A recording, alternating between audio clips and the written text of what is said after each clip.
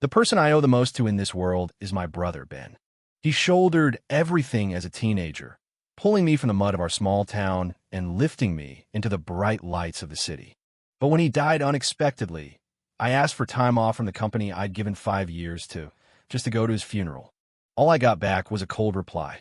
Siblings are not considered immediate family. Leave is not approved. I went anyway, saw him into the ground. When I got back to Austin, a termination letter was waiting for me. No severance. When it was 3:07 a.m., and all of Austin was steeped in a darkness that wouldn't break. I'd been asleep for less than 2 hours when my phone started vibrating like it was having a seizure. The sharp ringtone sliced through the dead silence of the early morning. I fumbled for the phone, my voice thick with sleep. The voice on the other end was a man's, heavy with the slow drawl of the East Texas County Sheriff's Department. Every word was a sledgehammer, ice cold and heavy, crashing down on my skull. Am I speaking with Chris Miller, brother of Ben Miller? This is the Henderson County Sheriff's Office.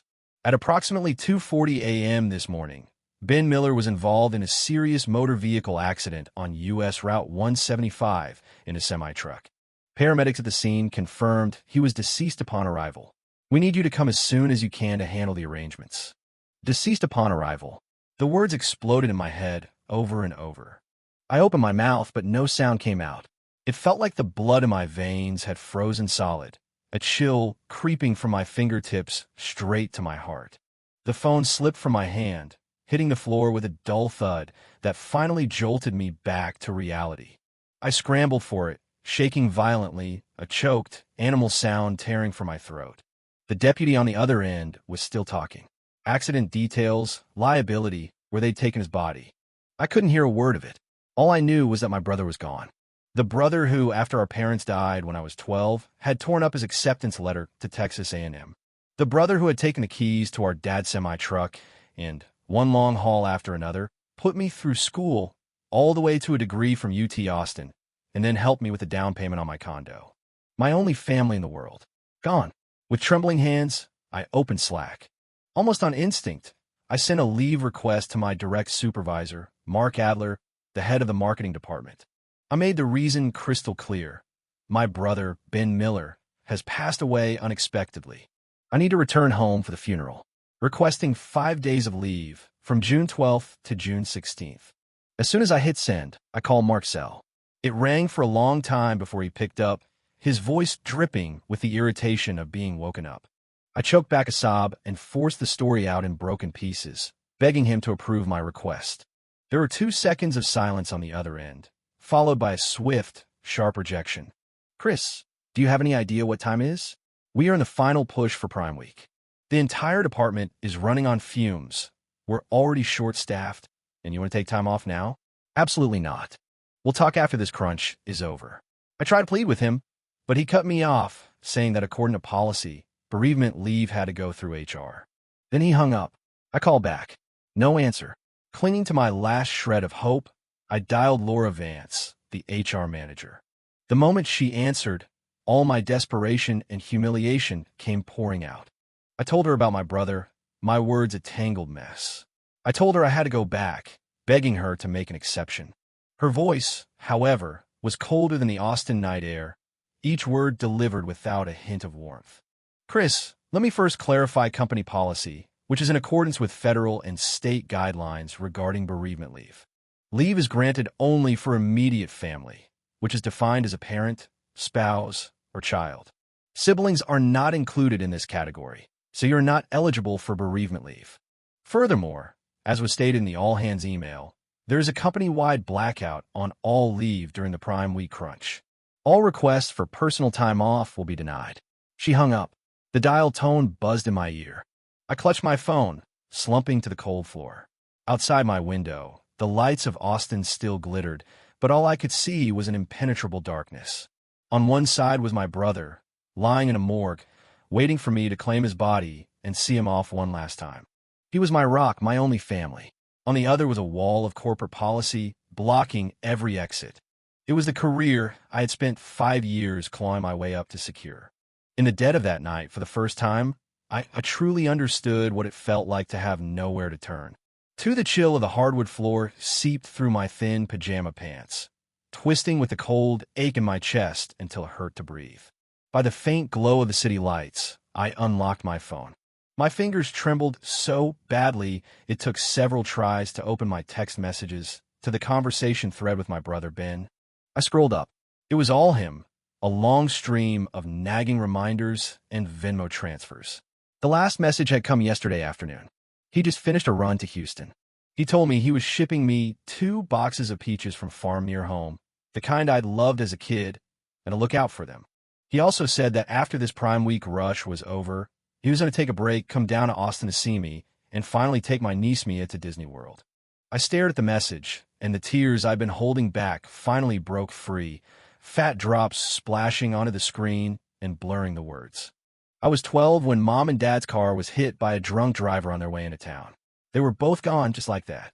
At the funeral home, I huddled in a corner, shaking with sobs. My brother, 16 and just days past receiving his acceptance letter and a partial scholarship to A&M, took that letter in front of all our relatives, folded it, and dropped it into a trash can fire. He put his hand on my head, his voice raw but unbelievably firm. "It's okay, Chris. I'm here. I'll get you through school. As long as you want to study, I'll find a way, even if I have to sell everything we own." He kept his word. The next day, he took over Dad's old rig and became a long-haul trucker. Other drivers would stop at a motel for the night on a long run. He couldn't afford it, so he'd curl up in the cab, eating dry sandwiches and drinking bottled water. He'd take the remote routes no one else wanted, just because they paid a couple $100 more. For 10 years, through middle school, high school, and my 4 years at UT, my tuition and living expenses were paid for by my brother, 1 mile at a time, one sleepless night after another, hundreds of thousands of miles on the road, scraped together penny by penny. The year I got into UT Austin, one of the few kids from our county to make it to a big-name school, he drank a little too much whiskey. He held a picture of our dad and cried, saying, "Dad, Mom, Chris made it. I raised him right. I didn't let you down." After graduation, I stayed in Austin for a job. The apartment I wanted required first and last month's rent, plus a security deposit. I didn't have a dime to my name. Without a word, he sent me $2,000. "Don't sell yourself short," he texted. "Get a decent place. If you need more, just tell me." 3 years ago, I wanted to buy a condo. I drained my savings, but I was still $20,000 short on the down payment. I didn't have the guts to tell him. He heard about it from someone, I don't know who, and drove all night from East Texas to Austin. He handed me a bank card. It had exactly $20,000 on it. That's when I learned he'd given me the money he'd been saving for years to replace his aging truck. My eyes burned. I told him I couldn't take it, that his old rig was a death trap and he needed a new one. He just laughed and clapped me on the shoulder. "Your brother's a damn good driver. I can handle the old girl. What's important is that you get your feet on the ground in Austin, have a place of your own. My life is what it is. If you're doing well, it's all worth it." His entire life, he lived for me. He shouldered all the hardship, all the exhaustion. He paved a smooth road for me so I could leave that small town behind, so I could have a respectable job and a home of my own in a major city. And now, he was lying in a cold morgue, all alone, waiting for his only brother to take him on his final journey. How could I not go back? Even if the sky fell, I had to go back. I wiped the tears from my face and took a deep breath. I opened my Slack chat with Mark Adler again, swallowing every last ounce of my pride and dignity. I typed out message after message, begging him. Mark, my brother, was the only family I had left. He raised me. He was like a father to me. Now he's gone, and I have to go back. I can get all my work handed off before I leave. The campaign strategy for Prime Week is almost done. I can handle the final details remotely. I swear it won't delay the project or impact our numbers. I don't need 5 days. Just give me 3. As soon as he's cremated and the arrangements are mostly settled, I'll be on the first bus back. Please? I am begging you. Just this once. I'll owe you for the rest of my life. The messages went out, one by one, into a void. No reply. The sky outside slowly began to lighten, from inky black to a pale, washed-out gray. The light inside my apartment grew. The clock on the wall ticked from 4 in the morning to 8. Time to go to work. In those 4 hours, I called Mark a dozen times. It either rang unanswered or he sent me straight to voicemail. I sent countless texts and left several messages for Laura Vance, too. She finally answered once, only to cut me off with an icy, "Policy is policy, Chris. There are no exceptions. Nothing you say will change that," before hanging up again. My phone kept buzzing. It was my uncle from back home. He was getting on in years, and his voice was choked with tears. He asked when I was getting there, said the funeral home needed a family member to sign off on the body. The sheriff's office needed to talk to family, too. And then there was Mia, my niece. She hadn't stopped crying since she found out her dad was gone. She cried until she fainted twice. All she did was call for her uncle, call for her daddy. Hearing Mia's name felt like a hand squeezing my heart, so tight I could barely breathe. Mia was 10. When she was 3, her mom decided she couldn't handle being poor and ran off with someone else. We never heard from her again. Ben raised Mia by himself, being both a father and a mother to her. She'd always been attached to me. Every time I went home, she'd be the first to throw her arms around me, yelling, "Uncle Chris," and giving me the snacks she'd hidden away. Now, her only parent was gone. I was all she had left in the world. I couldn't sit still anymore. I grabbed my company ID and keys from the table and bolted out the door, heading for the office. The morning rush on the metro rail was suffocating. Normally, I'd use this time to check the day's metrics and plan my workflow. But that day, I just clung to a handrail, my whole body trembling. The noise of the crowd, the city rushing by, it all felt like it was happening behind a thick sheet of glass. I couldn't hear any of it. My mind was stuck on a single thought. My brother is gone. I have to go back. I have to go back. I'd been with this company for 5 years. I'd started as a junior marketing coordinator and worked my way up to team lead. I was the most reliable, top-performing lead in the entire department. For 5 years, during every major sales event, I was the one leading the charge, pulling all-nighters. Countless times when a project went off the rails, I was the one who stayed up for days to fix it, to save the campaign. Mark himself had called me the department's anchor in more than one meeting. I thought about that. 5 years of dedication, 5 years of blood, sweat, and tears. Even if there was no loyalty, there was at least a record of my hard work. I was only asking for one exception. 3 days. Just 3. Surely, they had to have some small shred of decency. I never imagined the reality would be a slap in the face, harder than I could have ever braced for. I walked into the office. It was 9 a.m., the busiest time of day for our department. Everyone was at their desks, keyboards clacking, phones ringing, a hive of activity. But the moment I stepped onto the floor, a hush fell over the room. Every eye was on me. I knew they'd probably heard. Mark loved to make an example out of people in the department's group chat to keep everyone else in line. But in their eyes, I saw no sympathy, no comfort, just furtive glances and a careful, deliberate distance. The same colleagues who'd go out for drinks with me, clapping me on the back and calling me Chris, my man, now dropped their heads, pretending to be absorbed in their work, refusing to meet my gaze. It was like I was a contagion they were afraid of catching. Even my partner on the last 3 campaigns, the guy I consider my closest work friend, just looked at me, his mouth opening and closing silently before he, too, looked away. In that huge open-plan office, surrounded by dozens of people, not a single person dared to say a word to me. A cold wave washed over me. 5 years of working side by side, of fighting in the trenches together, and it all amounted to nothing in the face of cold policy and office politics. Only Leo, the intern I'd been mentoring for 2 years, snuck over when he thought no one was looking. He pressed a cold bottle of water into my hand, his voice a low, worried whisper. "Chris, you okay? Just try talking to Mark again. You know how he is. He's just scared of getting in trouble. If you just keep at him, maybe—" His voice trailed off as he saw Mark step out of his glass-walled office. He immediately shut up, shot me a quick, panicked look, and scurried back to his desk, not daring to say another word. Mark saw me. There was no surprise on his face, only a smug, "I told you so" sneer. He jerked his head toward the conference room.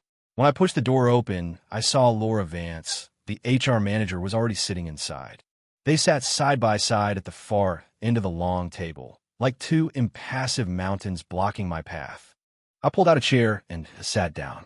Before I could speak, Laura slid a thick employee handbook across the table. She opened it to a specific page and pushed it toward me. "Chris, I think it's necessary to reiterate the company's official policies." Her voice was the same as on the phone, flat, devoid of emotion, but every word was a needle piercing my heart. Look here. Employee Handbook, Section 6, Article 3. It's clearly stated. Employees are entitled to 3 days of statutory bereavement leave in the event of the death of an immediate family member, parent, spouse, or child. Wages will be paid in full during this period. Any other relatives are not covered under this policy. She paused, then pulled out her phone and brought up the relevant labor laws. This is perfectly in line with state and federal regulations, she continued. Meaning, the company's policy is completely legal and compliant. There are no issues here. So, your request for bereavement leave for your brother is, from a policy standpoint, invalid. I looked at her perfectly made-up, emotionless face, a knot of grief and rage tightening in my throat. My eyes were red as I asked her, so, because of one line in a policy, my brother is dead, and I don't even have the right to go to his funeral? Chris, don't twist my words, Laura said, her brow furrowing with a flicker of impatience. We're not saying you can't go. We're saying the company has its operational needs. This is the final push for Prime Week. The entire department is on mandatory overtime. This was communicated a month ago. As a team lead, if you abandon your post right now, the entire project's momentum will be disrupted. This is not a charity. We have a responsibility to the project and to the hundreds of employees in this company. We cannot let everyone's hard work go to waste because of one person's personal matter. Personal matter? My voice shot up, and I slammed my hand on the table as I stood. My brother raised me. He's dead. Me going to bury him is a personal matter to you. Chris, watch your tone. Mark immediately shot back, slamming his own hand on the table, his face flushed with anger. Ms. Vance is explaining the situation to you calmly. Who are you yelling at? Do you not understand the position you're in? The entire company is killing themselves for Prime Week, and you want to desert your post over some family thing? Do you have any team spirit? Any sense of responsibility? Team spirit? Responsibility? I looked at him, a bitter, incredulous laugh escaping my lips. Mark, I've been here for 5 years. Which major campaign was I not the first to arrive and the last to leave? Last year's Prime Week, I slept at the office for 2 weeks straight, running on 3 hours of sleep a night to lead our team to the #1 spot in the company. Have you forgotten? Last month, when a vendor screwed up and our product links all went dead, who was it that pulled 2 all-nighters, dealing with the vendor, dealing with Amazon, and fixing the problem, saving this company millions of dollars in losses? Have you forgotten that? After everything I've given this team, this company, now, when I'm asking for just 3 days to bury my brother, you want to lecture me about team spirit and responsibility? Mark's face went from red to white. He was speechless. Finally, he sputtered. That's your job. The company pays you a salary to do these things. Right now, the company needs you at your post, and you need to fulfill your duties. When I was fulfilling my duties, you had nothing to say. Now my family has suffered a tragedy, and you expect me to just ignore it and sit here at my desk? I can't do that, I said, my voice low and firm. My brother is lying in a morgue. My niece is at home, crying for her dad. There's no way I can sit here, staring at a computer, optimizing ad spend, and analyzing data. Then let me make it crystal clear for you. Mark's face darkened. He leaned forward, his voice laced with a raw threat. Chris, if you leave your post without authorization, it will be treated as job abandonment. The employee handbook is very clear. 3 consecutive days of unexcused absence is a serious violation of company policy. The company can terminate your employment without severance. Not a single penny. You know what your monthly mortgage payment is here in Austin. You do the math. And one more thing. You're up for the senior manager position. If you screw up now, you can kiss that promotion goodbye forever. Think it through, Chris. Is 3 days of leave worth throwing away everything you've worked for over the past 5 years? His words were a knife, twisted precisely where it would hurt the most. The mortgage, the promotion, everything I had fought for in this city for 5 years. I stood there, frozen, the blood in my veins turning to ice. Just then, my phone rang again. It was Mia. I snatched it up, my hands clumsy. The sound of my niece's heart-wrenching sobs filled my ear. Uncle Chris, she cried. When are you coming home? I miss Daddy. They said he went to heaven, and I can't find him. Uncle Chris, please come back. Can you help me find Daddy, please? Her cries were like 1,000 tiny knives, each one stabbing me in the heart. I couldn't hold it together anymore. I covered my mouth, tears streaming down my face, and choked out, "Mia, sweetie, don't cry. Uncle Chris is coming home right now. I'm on my way. I'll help you find Daddy." After I hung up, I wiped my face and looked at Mark and Laura. There was no longer a trace of pleading or desperation in my eyes. Only resolve. They didn't understand. They never would. My brother wasn't just some non-immediate family member on a policy document. He was half a parent to me. He was my shelter. He was the one who had shielded me from every storm in the first half of my life. Without him, there would be no me. This job, this promotion, this condo. Ben had paid for it all with a lifetime of hard work. And now he was gone. If I turned my back on him now, for the sake of these things, I would never forgive myself. I could earn more money. I could find another job. But I only had one brother. His funeral would only happen once. If I missed it, it would be a regret I'd carry for the rest of my life. A wound that would never heal. I didn't say another word to them. I turned and walked out of the conference room, out of the office.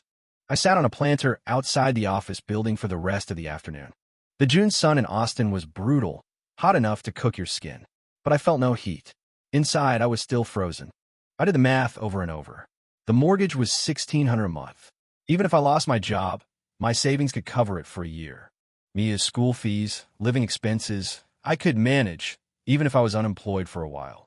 The worst-case scenario was losing this job and the promotion. So what? Compared to not being there to say goodbye to my brother, what kind of price was that? The sun began to set, painting the sky in shades of orange and red. I finally made my decision.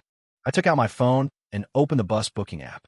I bought a ticket for the 8 p.m. bus from Austin to my hometown. The moment the confirmation came through, the weight that had been crushing my chest all day finally lifted. I sent one last message to both Mark and Laura. My words were respectful, but firm. My brother has passed away. For reasons of family and conscience, I must go home to be there for his funeral. My work has been fully documented and handed off to my team members. I will be available remotely to answer any questions and ensure there is no disruption to the project. Whatever the company decides, whatever the consequences, I will accept them. I turned off notifications for all my work-related apps, deleted Slack from my phone, and buried my work phone in the bottom of my backpack. I went home, packed a single backpack with a few changes of clothes, mostly black, locked the door to my condo, and headed for the bus station. Rush hour traffic in Austin was a nightmare. Sitting in the back of the Uber, I watched the tall buildings fly by, the city I had fought for 5 years to call my own. My heart was a mess of emotions. I once thought this city held my future, my dreams. But today I understood. My roots weren't here. My roots were in that small town, in the cab of my brother's truck, in all the days he had shielded me from the world. The Uber driver floored it, getting me to the station 20 minutes before departure. I slung my backpack on, sprinted through the terminal, and made it through the gate just as the attendant was about to close it. I stepped onto the bus. The bus pulled out of the station, picking up speed, heading east toward home. The city lights blurred into a river of fire, receding behind me, just like the last 5 years of my life in Austin. The all-nighters, the thrill of hitting a sales target, the quiet compromises I'd made to get ahead. All of it was being left behind. I leaned my head against the cool glass of the window, staring out into the dark night, and finally let myself cry again. I whispered to the dark window, over and over, "Ben, I'm coming home. Wait for me. Your brother's coming home." The bus ride was a long 6 hours. It was after 2 in the morning when we pulled into the station in the nearest city to my hometown. My cousin was already there waiting for me in his pickup. He just clapped me on the shoulder, said nothing, and let out a heavy sigh. The drive to our town was quiet. The roads were empty, lit only by the truck's headlights. I watched the familiar streets go by, the town I grew up in, and the tears started flowing again. The last time I was here was for Christmas. Ben had picked me up from this same station with Mia. The whole way home, Mia had chattered on about school, and Ben had listened with a smile, chiming in to ask if work was going well, if I was tired. Not even 6 months had passed, and everything had changed. The truck finally stopped in front of the county funeral home. Dawn was just breaking, and the whole place was shrouded in a heavy, solemn silence that was bone-chillingly cold. I followed my cousin inside, my feet as heavy as lead. The door to the morgue opened, and a wave of frigid air hit me. Inside, stainless steel drawers lined the walls. An attendant pulled one open and lifted the white sheet. I saw my brother, the man who was 6'2", strong as an ox, who always had a smile for me and said, "Don't worry, I got this." Now he was just lying there, silent and still. His body was cold, rigid, his face still bearing the marks of the accident. I couldn't hold it together anymore. I dropped to my knees, a raw, ragged sob tearing through me. I called his name, Ben, over and over, but he would never answer me again. I knelt there for a long time, until my legs were numb and I couldn't stand up on my own. My cousin and uncle had to help me up. The next few days passed in a blur.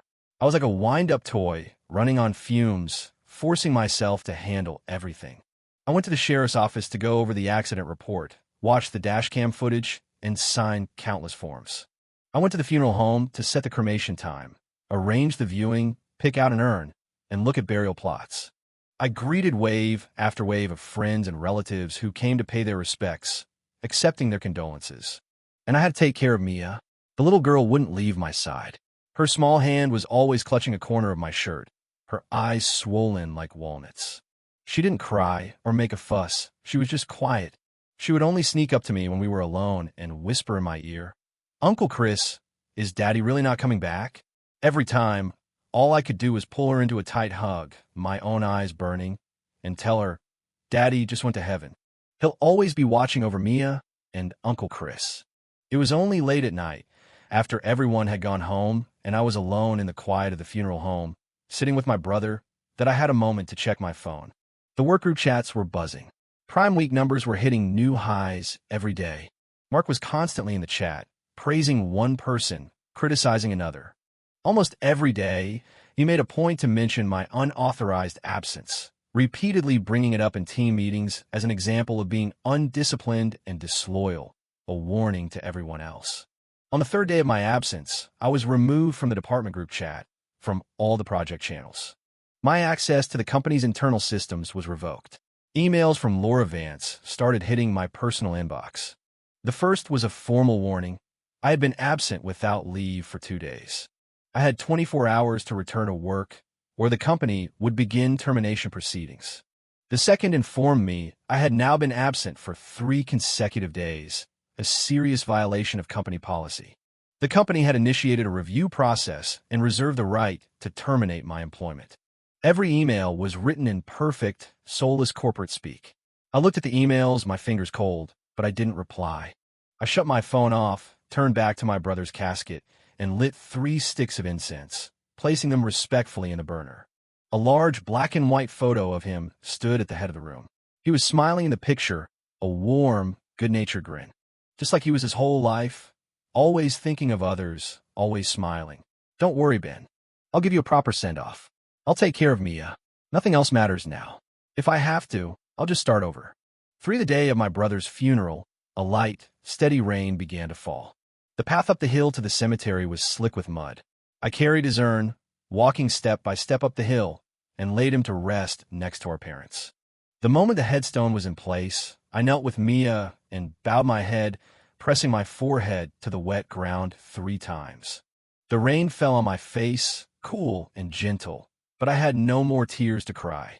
3 days and nights at the funeral home, the endless stream of tasks and relatives, had wrung me dry. All that was left was an empty shell, running on autopilot to get through this final part. Our relatives urged me to stay home for a few more days, to rest and recover. I shook my head and declined. There was no running from what was waiting for me. I could hide for a day, but not forever. There was a mess back in Austin I had to face. And now, I had Mia to think about. I couldn't stay lost in my grief. Ben, wherever he was, wouldn't want to see me give up. Before leaving, I went to the old house where my brother had lived for most of his life. It was a small, 2-bedroom place in a dated apartment complex, but he'd kept it spotlessly clean. The living room walls were covered with Mia's school awards and certificates. Next to them hung the only photo we had of the 2 of us together, taken when I graduated from college and took him and Mia on a trip to Washington, D.C. In the photo, he's grinning from ear to ear, a big, bright smile. I went into his bedroom and opened the old dresser he never let me touch. There was nothing valuable inside, just a thick, worn notebook, and stacks of money order receipts. The notebook was his ledger. He'd recorded every expense, starting the year our parents died. September 2010. Chris's middle school tuition, $86.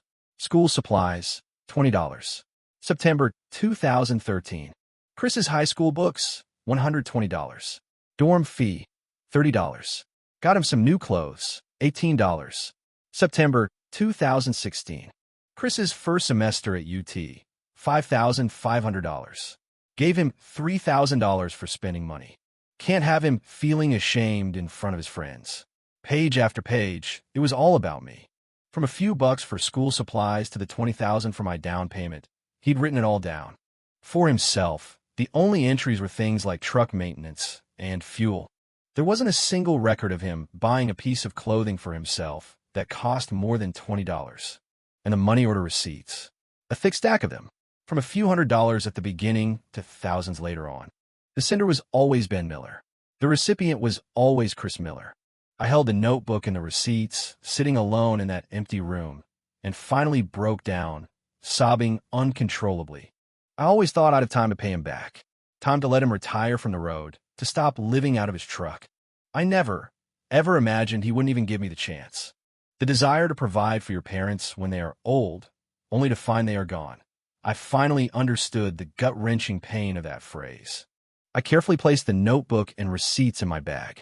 I packed Mia's clothes and books, took her hand, and we boarded the bus back to Austin. In 5 days, I had said goodbye to the only family I had left and taken on all the responsibility he had left behind. When I left Austin, I was alone, broken, and desperate. On the way back, I held Mia's small hand, the weight of responsibility heavy on my shoulders, but my heart was filled with a new, unwavering sense of purpose. The bus sped south back toward the city. Mia leaned against my shoulder, fast asleep, her hand still clutching my shirt as if she was afraid that if she let go, I would disappear too. I looked down at her pale, sleeping face and made a silent vow. Ben, don't you worry. As long as I'm alive, I will never let Mia suffer for a single day. We arrived in Austin in the evening. I took Mia home, unpacked her things, made her a bowl of mac and cheese, and tucked her into bed. Only then did I finally have a moment to myself. I sat in the dark living room and lit a cigarette. In a haze of smoke, I opened the email from Laura Vance again, and a last Slack message from Mark. The same cold threat, unauthorized absence, treated as job abandonment. You're responsible for the consequences. I stubbed out the cigarette and took a deep breath. I was prepared for the worst. A disciplinary action, loss of pay and bonus, even a demotion. I would accept it. I figured after 5 years of loyal service, they wouldn't just fire me. I had been a valuable employee. A formal reprimand seemed the most likely outcome. Looking back now, I was so naive. I had overestimated my value to the company and underestimated their capacity for ruthless indifference. The next morning, I woke up early. I made breakfast for Mia and asked our downstairs neighbor, a kind older woman who had met Mia before, if she could watch her for the day. She readily agreed. I put on a clean shirt, the kind I always wore to the office. Just like any other day for the past 5 years, I left on time and headed to work. The train was packed with the usual morning commuters, their faces tired from the early start, all heading off to their daily grind. I was just one of them, another face in the crowd. But I knew this time was different. The moment I badged into the office, the bustling atmosphere of the floor went quiet again. All eyes turned to me. This time, their looks held something more than just avoidance. There was pity and a morbid curiosity, the kind people have when they're watching a train wreck. I ignored them and walked toward my desk. But before I could even put my bag down, 2 uniformed security guards flanked me, one on each side. An HR coordinator stood behind them. Chris, we need you to come to the conference room. Ms. Vance and Mr. Adler are waiting for you, the coordinator said, her tone robotic. I looked at the 2 stone-faced guards, then at my colleagues, who were all now staring intently at their screens. A chill shot up my spine. I nodded, said nothing, and followed them back to the same conference room, where I'd had the argument with Mark and Laura 5 days earlier. Just like last time, they were sitting side by side. On the table in front of them lay a few sheets of paper. This time, however, they didn't even bother with a pretense of civility. Their faces were cold, professional, with a hint of triumphant disdain. I pulled out a chair, set my bag down, and got straight to the point. Mark, Laura, I'm back. My brother's affairs are settled, and I'm here to resume my duties. The work I missed was fully handed off, and I caused no delays or losses. I'll take full responsibility for any issues. Laura ignored my statement. She simply pushed the papers across the table toward me. At the top of the first page, in bold black letters, were the words, "Notice of Employment Termination." The words stabbed at my eyes. "Chris," Laura began, her voice as flat and cold as ever, each syllable a hammer blow to my heart. "I'm here to officially inform you that due to your unauthorized absence from work for 3 consecutive days, which constitutes a serious violation of company policy, and in accordance with the Texas Labor Code and Article 10, Section 7 of the company's employee handbook, the company has decided to terminate your employment contract without severance, effective immediately." She paused. "This notice has been sent to your personal email and will also be sent via certified mail to your home address. You are required to complete all handover procedures and return all company property, laptop, ID badge, etc. by the end of the day. After that, you are to vacate the premises. Terminate your employment without severance." The phrase echoed in my mind. I stared at the letter, my fingers trembling. I had prepared for 100 different outcomes. A warning, a pay cut, a demotion. I never imagined they would actually fire me over this. And without a single cent of severance. I had given this company 5 years of my life. I started as a coordinator making $40,000 a year and worked my way up to a team lead making over $80,000. I was with them when they were a small startup of a few dozen people and helped them grow into an industry leader with hundreds of employees. I had won countless monthly sales awards Employee of the Year. I had generated millions in revenue for this company. And now, because I went home to bury the brother who raised me, they were wiping out 5 years of my life, 5 years of dedication like it was nothing. They were throwing me out like a piece of trash. The anger, grief, and humiliation that had been building for 5 days finally erupted. I slammed my fist on the table and shot to my feet, crumpling the termination letter in my hand.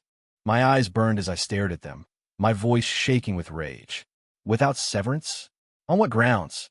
My brother died. It is my right and my duty to go to his funeral. I submitted a leave request in advance.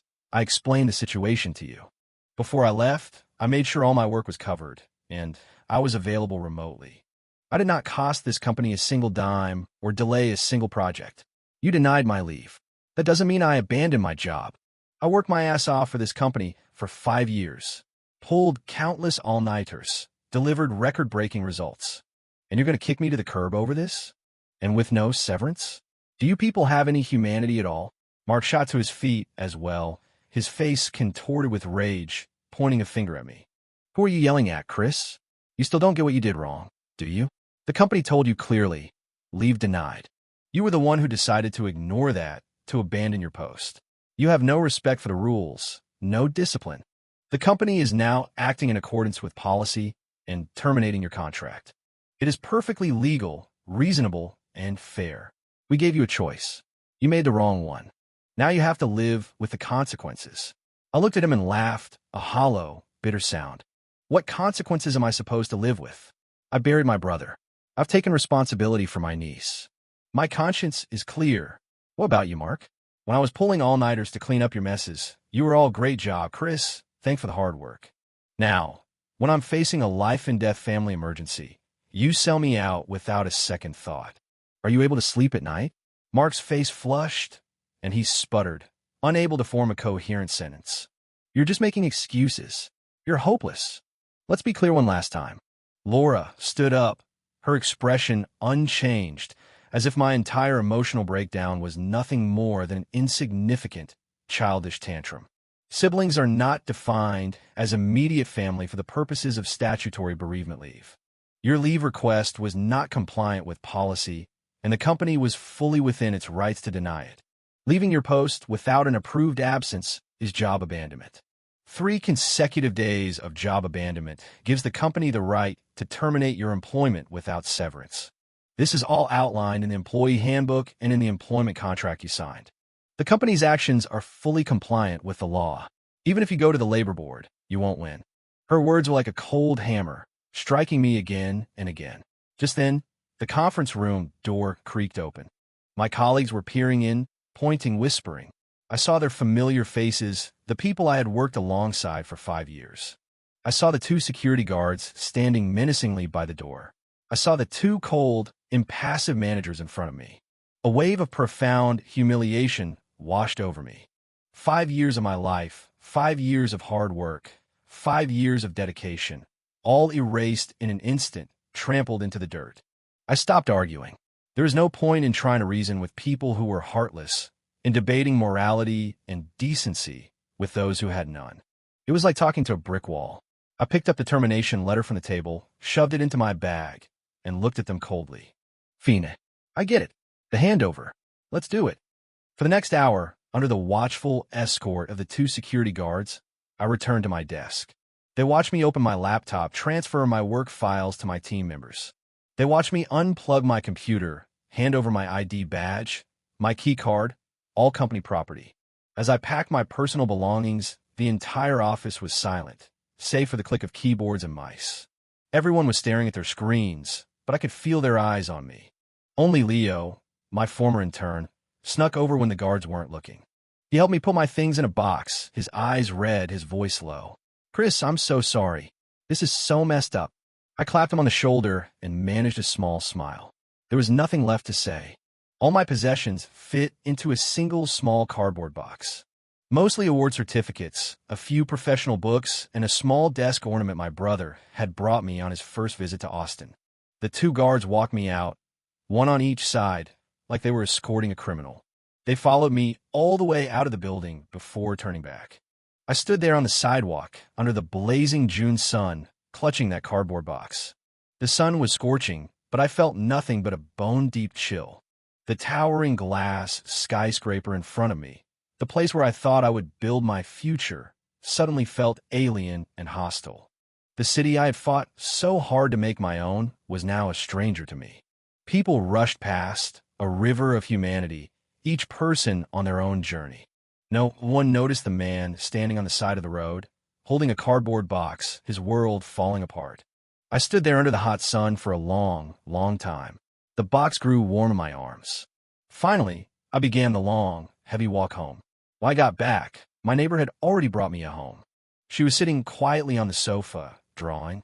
When she saw me, she put her crayons down and ran over. But she didn't jump into my arms like she usually did. She just stood there, looking at me with worried eyes. Uncle Chris, what's wrong? Are you sad? I quickly wiped the exhaustion and despair from my face and forced a smile. I knelt down and stroked her hair. Uncle's fine, just a long day at work. Were you a good girl today, Mia? She nodded emphatically and pulled a drawing from behind her back, handing it to me. It was a picture of 2 big people holding hands with a little girl, all of them smiling. She pointed at the figures. That's Daddy, that's you, and that's me. I looked at the drawing, a lump forming in my throat. I quickly took the picture, pulled her into a tight hug, and said, "It's beautiful, Mia. I love it." I didn't tell her I'd been fired. She had already lost her father. I couldn't let her worry about me. Couldn't let her live in fear and uncertainty. The shock of losing my job quickly morphed from a vague, emotional distress into a very real, crushing weight of financial pressure. The mountains of responsibility were closing in on me from all sides. On the 15th of every month, my mortgage payment of $1,600 was automatically deducted from my account. Not a penny less. Mia's tuition for the next semester, plus her after-school activities, was going to be over $1,000. Then there were our living expenses, health insurance, all the miscellaneous costs. Even being as frugal as possible, it was thousands of dollars a month. Before, with a salary of over $80,000 a year, these expenses were manageable. But now I had no income. My savings, if I was careful, could last a year, at most. And after that, what if I still couldn't find a job? The bank would foreclose on my condo. Mia and I would have nowhere to live. The thought kept me up at night, every night. The Austin skyline was as bright as ever outside my window, but I lay in the dark, drowning in a tide of anxiety and panic. I started a frantic job search. I revised my resume a dozen times, meticulously listing every project I'd managed, every target I'd crushed over the past 5 years. I sent it out to every e-commerce and tech marketing company in the city, big and small. I thought with my experience and track record, finding a comparable job wouldn't be that hard. But I was wrong. Reality hit me with the force of a speeding truck. It was right after Prime Week, a slow season for the e-commerce industry. Companies were downsizing, not hiring. The few open positions were either for half my previous salary or required relocation. But the real killer was the background check. Every single potential employer, upon contacting my previous company, was told the same thing. I was terminated for cause, for job abandonment and serious violation of company policy. That one sentence was a death blow. Every opportunity vanished. I'll never forget one company. I'd passed the first and second interviews. The department head was impressed. We'd even discussed salary. All that was left was the formal offer. 2 days later, the HR representative called me, her voice full of regret, to tell me that my background check had come back and they couldn't move forward with my application. I tried to explain. I told her the whole story, why I had to leave, what had happened. She was polite but firm. "Mr. Miller, we sympathize with your situation, but our company places a high value on adherence to rules and professional conduct. I'm very sorry." The moment I hung up, I sank to the floor of my living room, overcome with a sense of hopelessness I had never felt before. I interviewed with more than a dozen companies. It was always the same story. They'd either see the reason for my termination and ghost me, or the interviews would go great, and then the background check would kill the deal. My 5 years of experience, my senior title and industry-leading company, all the things I've been so proud of, were now tainted by a single black mark, a termination for cause that had become an insurmountable obstacle in my job search. During that time, I was consumed by self-doubt. I'd sit alone in the dark for hours, asking myself the same questions over and over. What did I do wrong? I went home to bury the man who raised me. Was that wrong? I didn't neglect my work. I didn't cost the company a penny. Was that wrong? I chose my family, my integrity, my basic human decency. Was that wrong? Then why was this happening to me? My relatives back home heard I'd been fired, and the calls started coming. My uncle sighed into the phone, advising me, "Chris, just let it go. You can't fight a big company like that. They have money. They have high-priced lawyers. You'll never win. Don't cause more trouble for yourself. Just try to find a new job. Taking care of Mia is what's important now." My cousin, on the other hand, was furious. He called my old company every name in the book. "Chris, you can't let them get away with this. They're bullies. You have to fight them, make them pay." The conflicting advice, the pity from some, the anger from others, it just made me feel worse. But the person I worried about most was Mia. Since I lost my job, she had become quiet, withdrawn, and unervingly cautious. She no longer chattered on about her day at school. She stopped asking for snacks or for trips to the park. She tiptoed around the apartment, as if afraid of upsetting me. She was only 10, but it was like she had aged 10 years overnight. When I was staring blankly at the TV, she would quietly place a glass of water on the table next to me. When she found me smoking on the balcony late at night, she would hug my arm and whisper, "Uncle Chris, please try to sleep." When I was hunched over my laptop, scrolling through job postings with a frown on my face, she would leave a drawing of a smiley face by my computer. The more mature and understanding she was, the more I was consumed by guilt and sadness. One night, I got up to use the bathroom and heard a muffled sound from her room. I pushed the door open gently and saw her huddled under the covers, her small body shaking with suppressed sobs. I went to her bedside and knelt down, pulling back the blanket. "Mia, what is it? Are you okay? Talk to me." When she saw me, she couldn't hold it in any longer. She threw her arms around my neck and cried, her voice choked with tears. "Uncle Chris, I'm so sorry.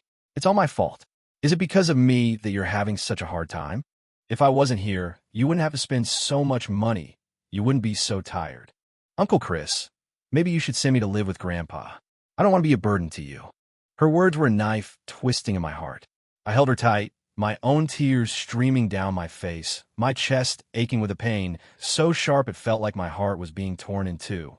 I never imagined that my failure to protect my job, my dignity, would leave the child my brother entrusted to me feeling so guilty and insecure.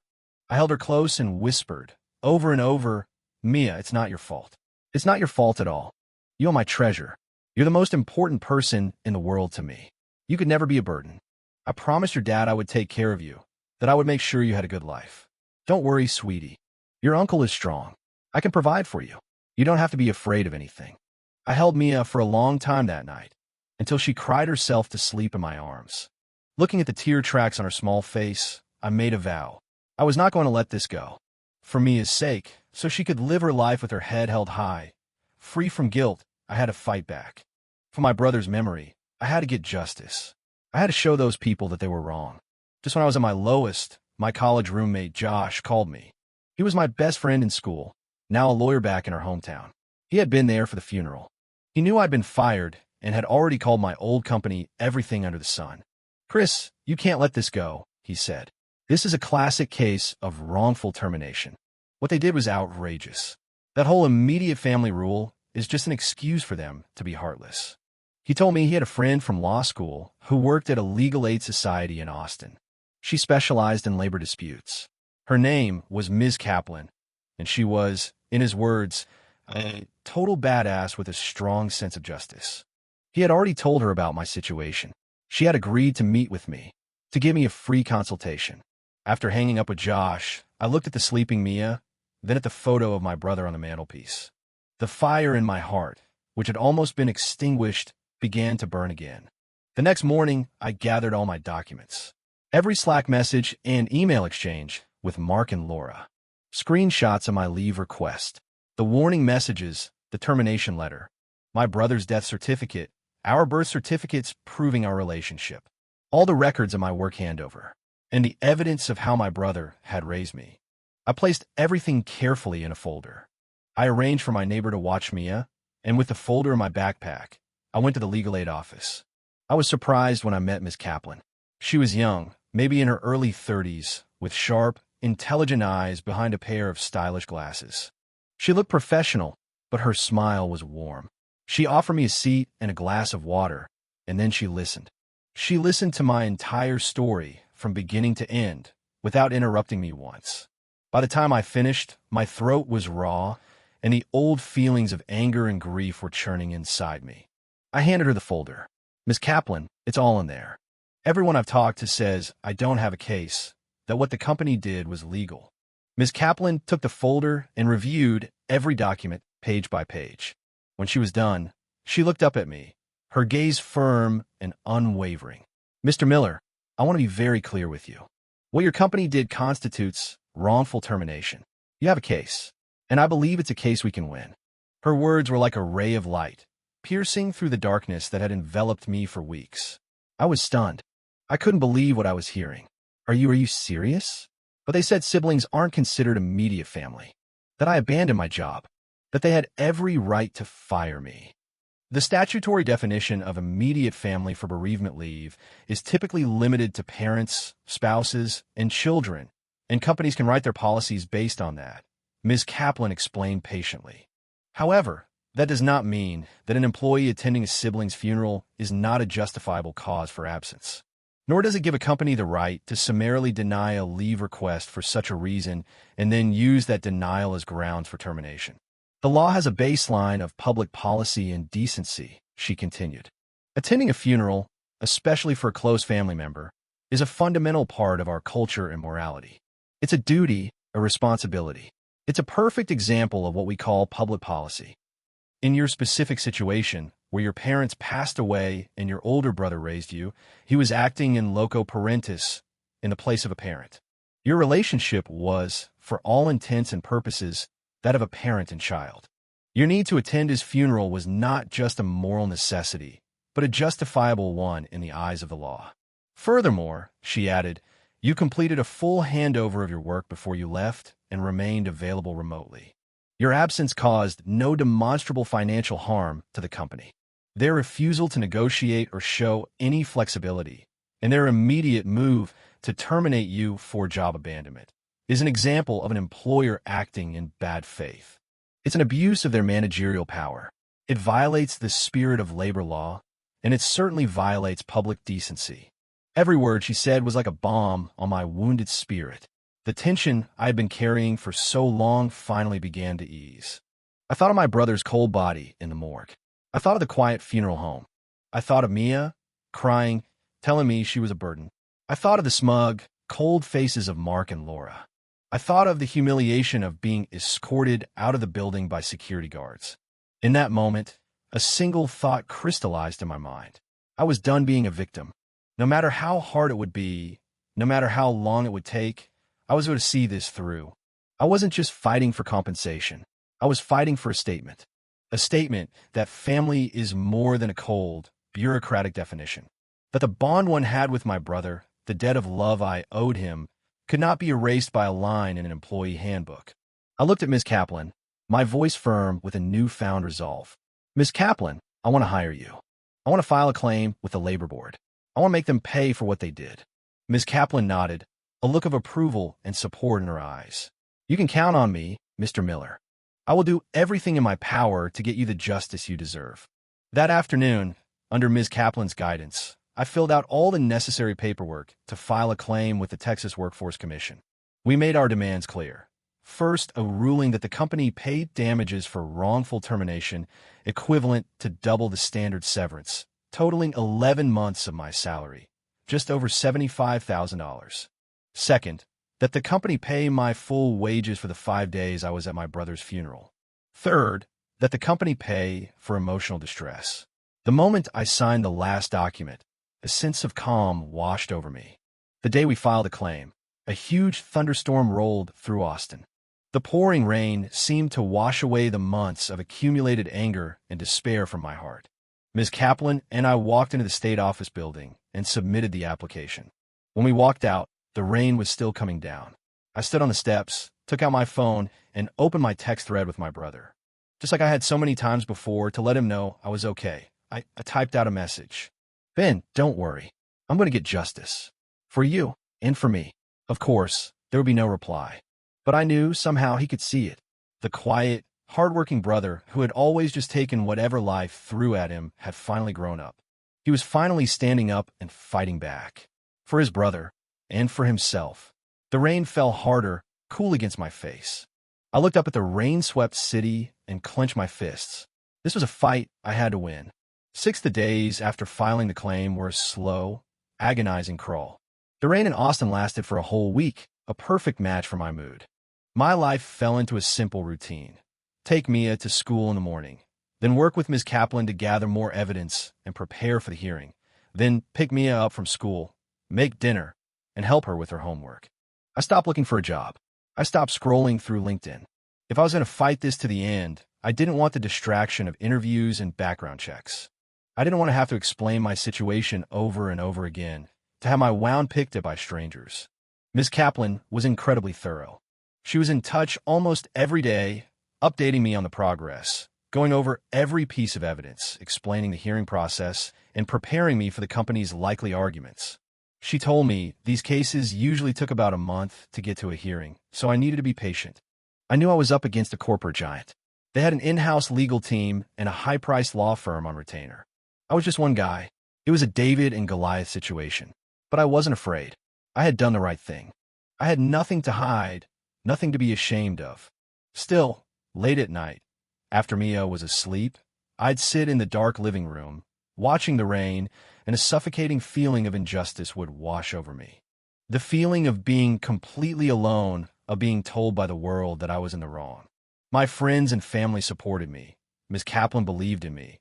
But there was still a chorus of voices out there, telling me I was unprofessional, that I didn't respect the rules. Someone from my old company even started spreading rumors about me in industry group chats, saying I had used my brother's death as an excuse to bail during a critical time and was now trying to extort money from the company. The lies were like 1,000 tiny needles. I needed an outlet, a place where I could tell my story, without judgment, without having to explain myself. On the last weekend in June, Mia was at a friend's house for a sleepover. I was home alone.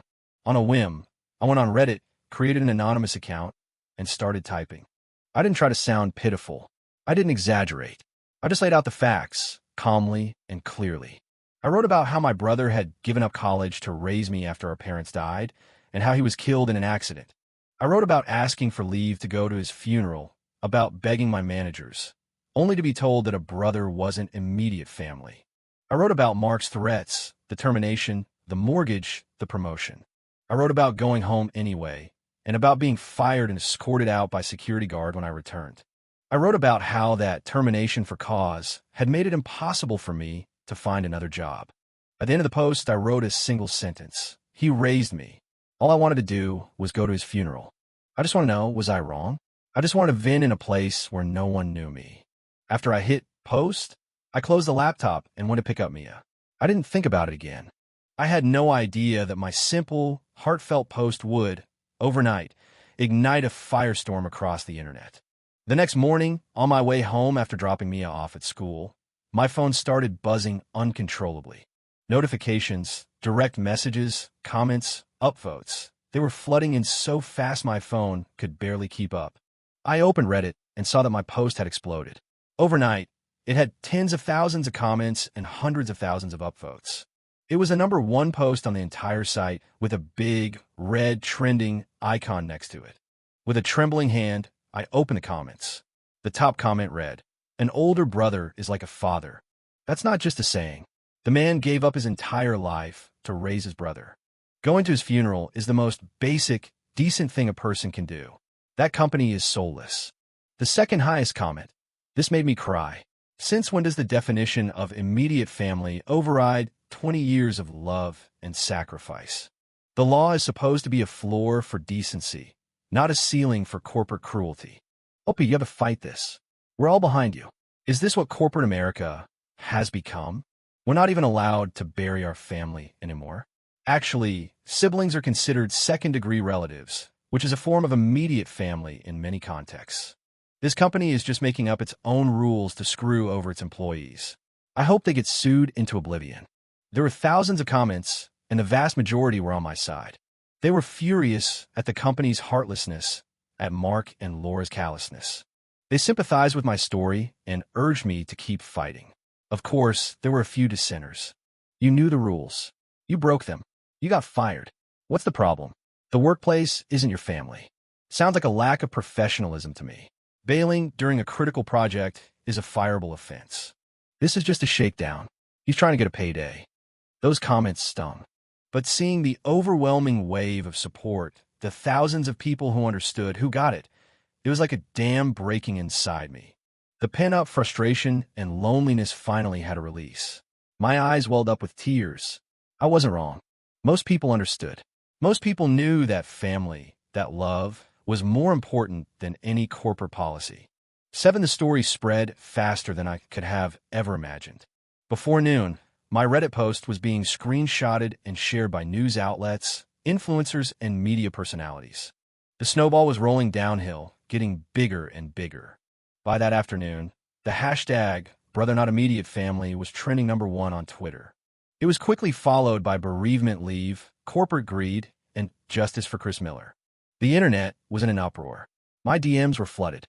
People from all over the world were sending messages of support, offering legal advice, recommending lawyers.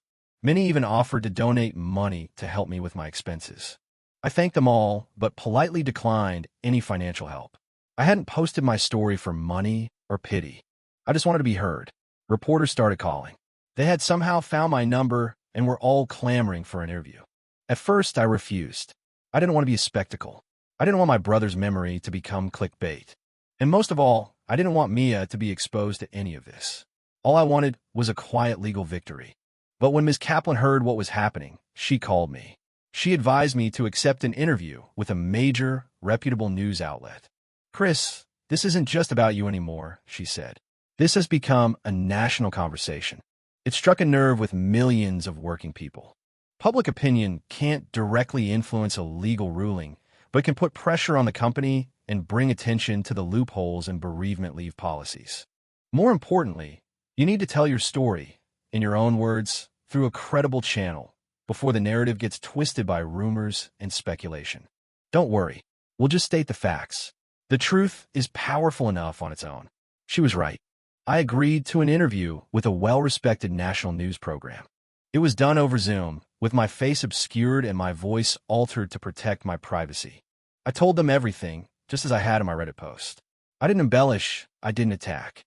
I just told the story of my brother, of his sacrifice, and of what had happened. At the end of the interview, the reporter asked me, "Mr. Miller, after everything you've been through, do you regret your decision? If you could go back, would you do it again?" I didn't hesitate. "I have never regretted it," I said. "If I had to do it 100 times, I would make the same choice every single time." My brother raised me. He gave me 18 years of his life. Giving him 3 days of my time at the end of his was the least I could do. It was the only thing to do. I did not do anything wrong. The interview aired that night, and the story exploded all over again. The full context, the story of my brother's love and sacrifice, resonated with people on a deep, emotional level. The comment sections were filled with people sharing their own stories of love and loss, of being raised by siblings, of the regret of missing a loved one's funeral. The anger at corporate callousness grew into a roar. People started digging. They figured out the name of my old company. They found their social media pages, their product listings on Amazon, their corporate leadership. Their official accounts were flooded with angry comments. A boycott movement started. In a matter of days, the company's carefully crafted image as a progressive, employee-friendly workplace was shattered. They were now the poster child for corporate heartlessness. Their stock price began to fall, wiping out millions in market value. At first, the company's response was arrogant. They issued a formal statement claiming that my termination was fully in accordance with state and federal law and company policy. They even hinted that I had abandoned my duties during a critical business period and was now engaging in a malicious campaign to defame the company, and that they were exploring their legal options. That statement was like pouring gasoline on a fire. Caused harm to the project. The guy handed everything off and was available remotely. What harm? The harm to your executive bonuses. Legal and compliant? According to what? Your own made-up rules that violate basic human decency. A brother who raises you for 18 years, is a parent. This isn't complicated.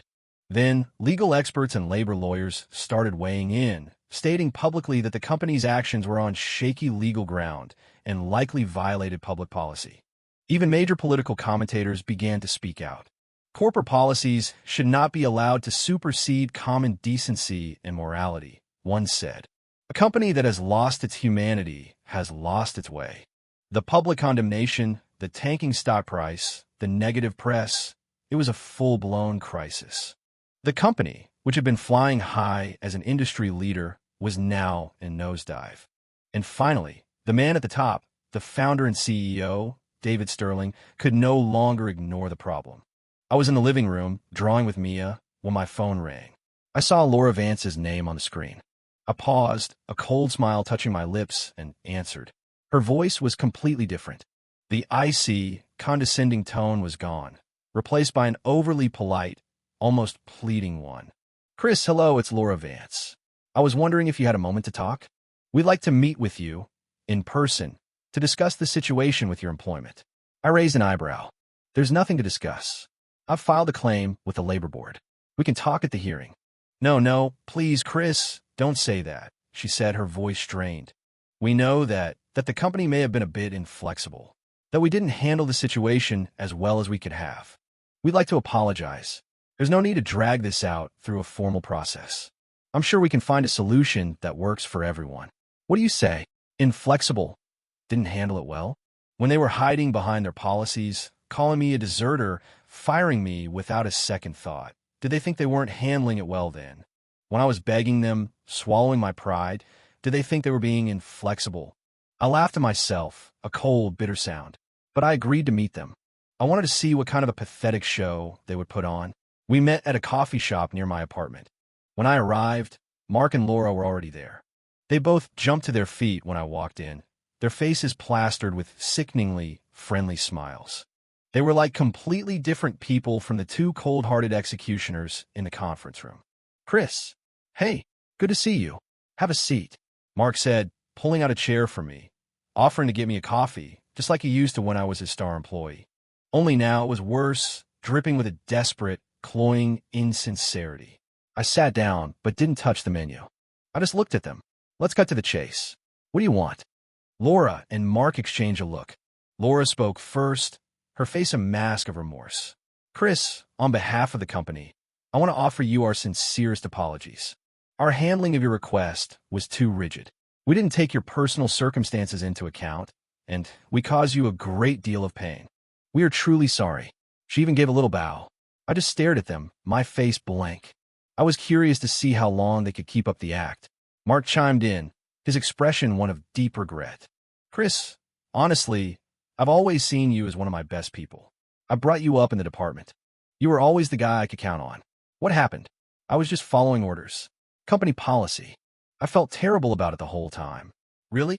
I said, my voice cold. "That's not what you said when I called you at 3 in the morning, begging you for leave. You called me a deserter.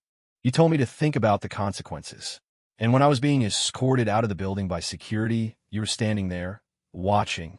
You looked pretty happy to me." Mark's face froze, the fake smile locked in place. He stammered, unable to respond. Laura quickly jumped in to smooth things over. "Chris, let's not dwell on the past. We're here to find a solution. The company understands your situation and want to make things right. We've discussed it, and we're prepared to offer you a generous severance package. 6 months' pay. That's over $40,000. She paused, then added, "All you have to do is sign this settlement agreement, and the money will be in your account within 3 business days. You'll also need to delete your online posts and issue a public statement clarifying the situation and apologizing to the company. Then we can all put this behind us. What do you say?" She pushed a document across the table toward me, a confident, self-satisfied smile on her face. I looked at the agreement, at the $40,000 figure, at their smug, arrogant faces, and I started to laugh. $40,000. They had used a single, cold line in a handbook to deny me the right to bury my brother. They had used a termination letter to erase 5 years of my life. They had branded me with a mark that made it impossible for me to find another job, pushing me to the brink of despair. And now, after their company's reputation was in tatters and their stock was in the toilet, they thought they could buy my silence, buy my apology, for $40,000? Did they really think that's all this was about? Money? My laughter died down. I looked at them, my eyes cold as ice. "I refuse," I said. The smiles on their faces vanished. What did you say?" Laura stammered. I said, "I refuse to settle." I looked them straight in the eye. When this all started, all I wanted was 3 days. 3 days to say goodbye to my brother. I wasn't asking for pity. I was just asking for a little bit of human decency. And you refused. You blocked every path. You wouldn't give me that dignity then. So don't think you can use your money to buy your dignity back now. I don't want your money. I want a ruling. I want you and the entire world to know that what you did was wrong, and that I, in going to my brother's funeral, was right. My voice was quiet, but each word was heavy with conviction. Mark and Laura were in a full-blown panic. "Chris, don't be rash. Think about it. It's $40,000. You might not even get that much if you go through with the hearing. And it'll take months, maybe years with appeals. It's not worth it. Yeah, Chris, let it go. We can all walk away from this. You're still young. You still have a career in this industry. If you burn this bridge, it's not going to do you any favors." Their tone had shifted from pleading back to veiled threats. I stood up, picked up the settlement agreement, and dropped it back on the table in front of them. "What favors my career is no longer your concern." I gave him one last, cold look. "I'll see you at the hearing." And with that, I turned and walked out of the coffee shop without a single backward glance. Outside, the sun was shining. I took a deep, cleansing breath. For the first time in a long time, I felt light. Free. Money was important, especially now. But some things were more important. 2 weeks later, the day of the arbitration hearing arrived. The night before, I had a neighbor watch me, and I spent the evening alone, going over all the evidence one last time. I carefully placed the old notebook, the one filled with my brother's meticulous records of my expenses, into the folder. It was the best armor my brother had left me. I woke up early, put on a clean black shirt, and met Ms. Kaplan at the state office building. The hearing room was formal and intimidating. 3 arbitrators sat at a raised bench.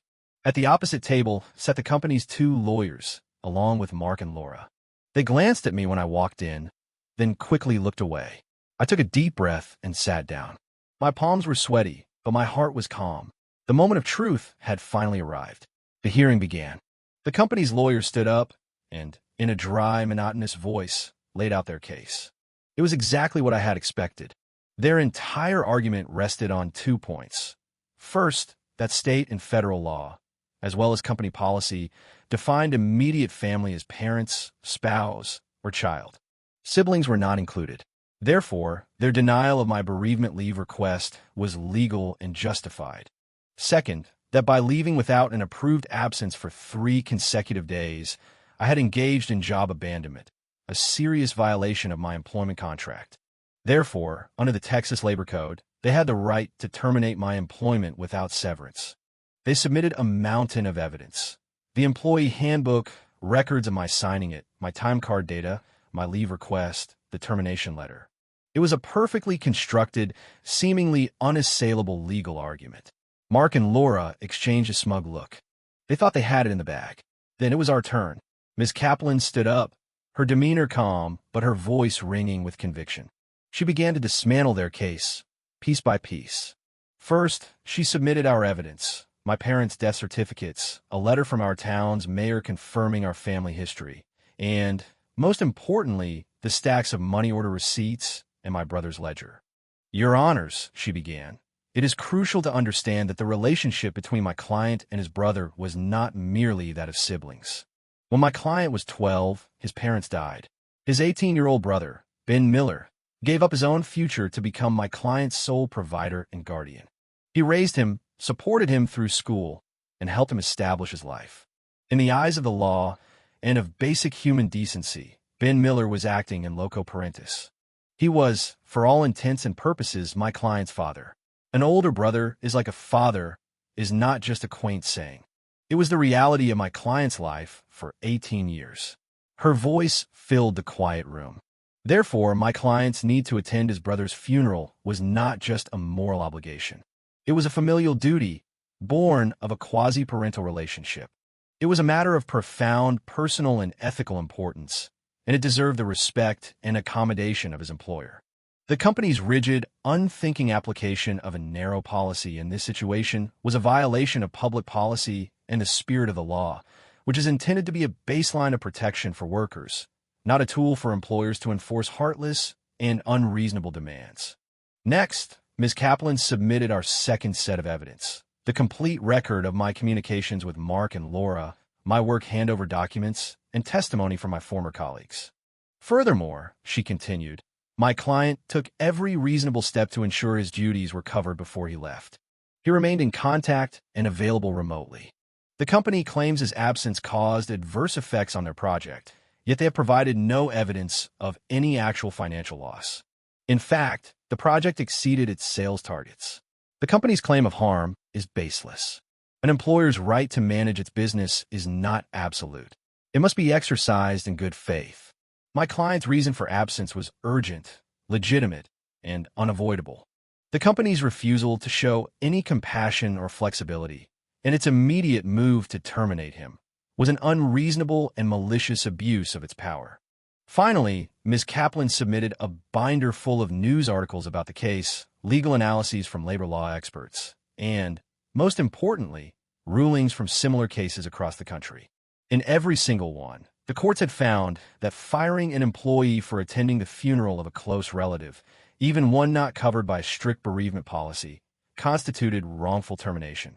In conclusion, she said, her voice ringing with passion, the company's termination of my client's employment was without just cause, a violation of public policy, and an act of bad faith. It was, in short, illegal. We ask that you rule in our favor and grant my client the full damages to which he is entitled. When she sat down, my eyes were burning with unshed tears. I leaned over and whispered, "Thank you, Ms. Kaplan." She just gave me a small, reassuring smile. The rest of the hearing was a blur of legal arguments and counterarguments.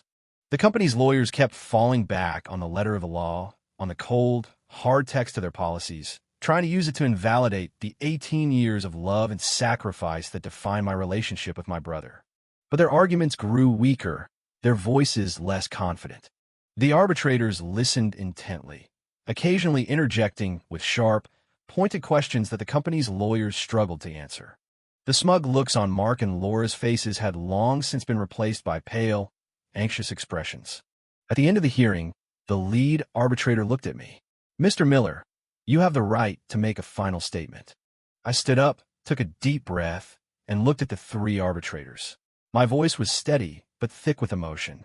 When I was 12, my parents died. My 18-year-old brother tore up his college acceptance letter and got behind the wheel of our dad's truck. He raised me. He put me through school. Every milestone of my life, he was there. When I got into college, he drove me to campus. When I couldn't afford the deposit on my first apartment, he sent me the money. When I was short on the down payment for my condo, he gave me every penny he had saved for a new truck. He never lived for himself. He lived for me. He saw more sunrises from the cab of his truck than from a bedroom window. He endured a lifetime of hardship so that I wouldn't have to. His one dream was for me to have a good life, a stable life, a respectable life in the city. On June 12, 2025, he was killed in an accident. He was only 36. He was just getting to a point where he could finally relax a little. He was going to come visit me, take his daughter to Disney World. I had to pause to wipe the tears from my eyes. I know there are rules, I continued. I know there are laws. They told me a brother isn't immediate family, so I didn't deserve leave. They said I abandoned my job so they could fire me without a second thought. But I have to ask, is a line in a handbook more important than a human life? Than family? Than the basic decency that has held our society together for thousands of years? My brother was a father to me. When he died, it was my duty as his only brother, his only family, to claim his body, to sit with him, to bury him with the dignity he deserved. That is the bottom line of who I am as a person. I'm not here today just for the money. I'm here for justice. I'm here because I need them and everyone to know that what I did, burying my brother, was not wrong. When I finished, the room was completely silent. The company's lawyers stared at the table. Mark and Laura sat frozen, their faces blank. I saw one of the arbitrators, a woman, discreetly wipe a tear from her eye. The lead arbitrator banged his gavel. The hearing was over. A decision would be made in due course. Walking out of the building, the sun was blindingly bright. Ms. Kaplan put a hand on my shoulder. "You did great, Chris. We're going to win this." I looked up at the endless blue sky. "Ben, did you hear me?" I told them our story. "I didn't let you down. I'll wait for justice. For us." 9 to 10 days I spent waiting for the ruling felt longer than the entire rainy season that had just ended in Austin. The clouds had finally cleared, leaving behind a brilliant, clear blue sky, but a storm of anxiety still raged within me. I kept to my routine, school drop-offs and pickups, cooking for Mia, helping her with homework. But at night, I would pace the apartment, replaying the hearing in my mind, my heart a heavy stone in my chest. I was terrified that after all this, I would still lose. Mia seemed to sense my turmoil. She became even more affectionate, telling me silly stories from school, sticking the gold star stickers her teacher gave her on the back of my hand. "Don't worry, Uncle Chris," she'd whisper, hugging my arm. "You're a good person. You'll win." Her simple faith was a balm to my frayed nerves. She was right. I had done nothing wrong. Whatever the outcome, my conscience was clear. On the 10th day, I was in the kitchen, making Mia's favorite tomato soup when Ms. Kaplan called. My hand was shaking as I answered. "Chris," she said, her voice bright with a triumphant energy I hadn't heard before. The ruling came in. We won. They sided with us on every single point. The ladle slipped from my hand and clattered to the floor. "What? Are you serious?" "We won. We won, Chris." "A total victory," she exclaimed. "The arbitrators ruled it a wrongful termination. They've ordered the company to pay you the full damages, $75,000, plus your back pay for those 5 days. They have to pay within 3 days." She started reading from the ruling, the words I had longed to hear. The arbitrators had stated that an employer's policies must not violate public decency, that my attendance at my brother's funeral was a justifiable and necessary act, rooted in the fundamental moral and ethical obligations of family.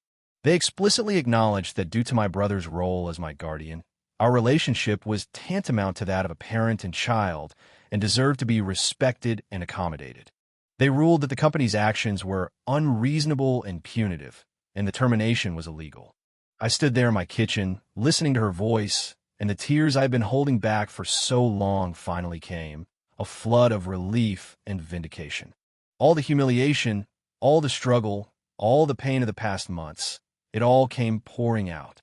I had won. The law had seen the truth.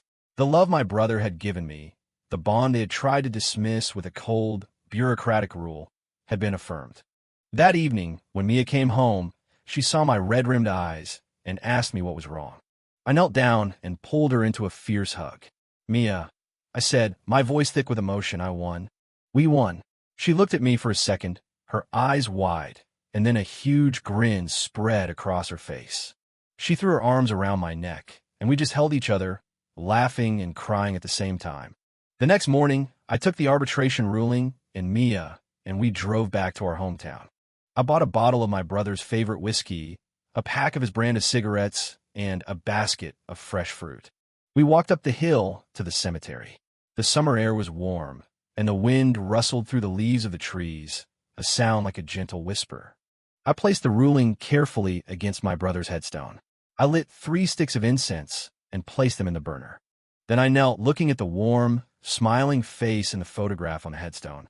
"Ben," I said softly, "we won. They lost. They know they were wrong now. Don't you worry. I'll take good care of Mia. I'll make sure she has everything she needs. The sky you held up for me my whole life. I'll hold it up for her now." Mia, beside me, copied my actions, bowing her head. "Daddy," she whispered, "Uncle Chris is amazing. He won. I hope you're happy in heaven. We're going to be okay." The wind gusted, sending the ashes from the incense swirling up into the sky. I knew my brother had heard me. The quiet, gentle brother who had always just taken what life gave him had finally had his name cleared, his sacrifice honored. Of course, the company appealed. Miss Kaplan had warned me they would. Big corporations, she said, would fight to the bitter end, even when they knew they were going to lose, just to drag things out, to try to wear me down. "Let them," I told her. "We beat them once. We'll beat them again. I'm not afraid anymore." The appeals process took another 6 months. But during that time, something inside me had shifted. The anxiety and anger were gone. I entrusted the legal battle to Ms. Kaplan and focused on my life, on Mia. I found a remote, part-time marketing job. The pay wasn't great, but it covered our expenses and gave me the flexibility to be there for Mia. She was slowly coming back to life, the light returning to her eyes. She was a happy, bubbly kid again. My restless heart, after years of striving and struggling, had finally found a home. 6 months later, the final appeal was denied. The court upheld the original ruling. It was over. The company wired the money to my account. Looking at the number, I felt nothing. It couldn't bring my brother back. It couldn't erase the pain and humiliation I had endured. But it was a symbol. It was justice. It was a testament to the fact that one small person, armed with the truth, could stand up to a giant and win. And the people who had tried to crush me, they got what they deserved. My former intern, Leo, texted me one day. The company's reputation had been destroyed. Their sales had plummeted. It had to lay off a huge portion of their workforce. Mark and Laura had been fired months ago, scapegoats for the corporate disaster they had helped create. In an industry-wide memo, the CEO had publicly announced their termination for gross mismanagement, effectively blackballing them from the industry. And the CEO, David Sterling, had been forced to publicly apologize in an all-hands meeting. He had personally overseen a revision of the employee handbook. The bereavement leave policy was expanded to include grandparents, siblings, and any relative who had acted as a legal guardian. "It was because of you, Chris," Leo wrote. "You changed the rules for everyone." I read his message and felt a quiet sense of satisfaction. My fight had not just been for me. It had created a small ripple of change, a tiny island of humanity in a sea of corporate indifference. After the legal battle was well and truly over, I made a decision that surprised everyone. I sold my condo in Austin, the one my brother had helped me buy, and moved back to my hometown with Mia. Everyone told me I was crazy. The schools, the opportunities were all in the city. But I knew what Mia and I needed. Austin was a city of ghosts for me now, a place of painful memories. Our roots, were in that small town, in the quiet streets where my brother and I had grown up. The best thing I could give Mia wasn't a fancy education in a big city, but a stable, loving home, a childhood free from fear and uncertainty. With the money from the sale of the condo and the settlement, I was able to buy a nice 3-bedroom house near the best school in town, paid in full. From the back porch, you could see the hills where my brother was buried. I put a large portion of the remaining money into a trust for Mia's education. With the rest, I bought a small, struggling bookstore near her school and turned it into a combination bookstore and coffee shop. Life became simple and quiet and good. I'd walk Mia to school, then open the shop. She'd come there after school to do her homework while I worked. In the evenings, we'd go home, cook dinner together, and talk about our day. Weekends were for visiting family, for trips to the park, for tending to the graves on the hill. The endless hustle of Austin, the 9 to 5 grind, the constant pressure, it was all gone. My life had slowed down. It had found its own gentle, steady rhythm. Then, one day, something happened that I will never forget. It was Mia's 11th birthday. We were at home. I made her favorite dinner, and we had a cake with 11 candles on it. "Make a wish," I told her. She closed her eyes, her hands clasped together, and made a wish. After she blew out the candles, she turned to me, threw her arms around my neck, looked me straight in the eye, and said with perfect clarity, "I love you, Dad." I froze. What did you just call me?" "Dad," she said again, her eyes shining, a happy, tearful smile on her face. "Daddy protected me before, but now you protect me. You take care of me. You're my dad now." I pulled her into my arms, my own tears flowing freely, my heart so full it felt like it would burst. All those years ago, when Ben had stood before our parents' graves and told me, "It's okay, Chris. I'm here," this is what he must have felt. This crushing, beautiful weight of responsibility.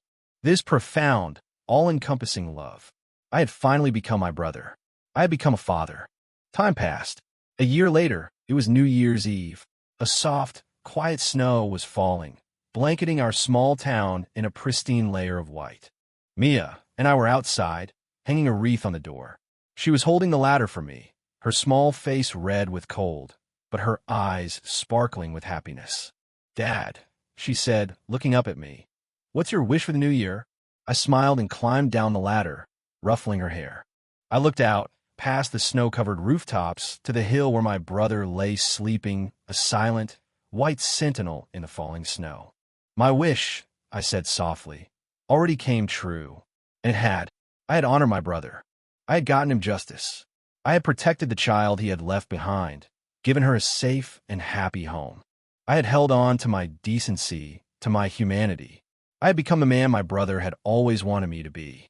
The world is full of rules, of cold, hard policies written on endless pages. But I had learned that the most important things in life can't be written down. The warmth of family, the strength of love, the simple, quiet peace of a life lived with integrity. From inside the house, I could smell the chili I had simmering on the stove. Mia grabbed my hand and pulled me toward the warm glow of the doorway, her laughter like tiny bells in the snowy silence. I looked back one last time at the falling snow, and I could almost see him standing there in the distance, smiling, his face full of pride. "See, Ben, the love you gave me. I caught it, and I'm passing it on. I'm living a good life for both of us. All is well."